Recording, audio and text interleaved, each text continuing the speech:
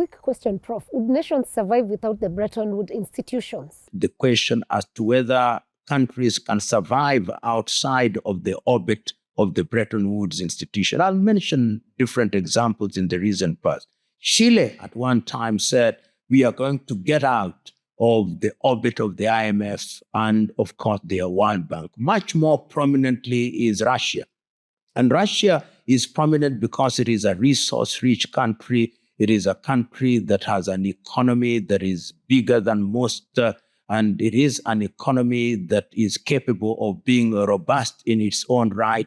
It is an economy that has always tried to move away from dollarization of its economy, because it must also be understood that the IMF World Bank structure also means that you dollarize your economy and that you use the dollar as the point of reference in all your transactions, which makes the United States dollar the biggest beneficiary in many ways.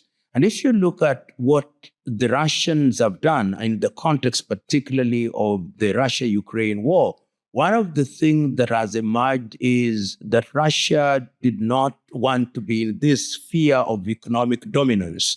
And with the encroachment of NATO and countries joining the European Union and therefore getting into the dollar-euro orbit, the Russians resisted, culminating in many ways in the war that we now see.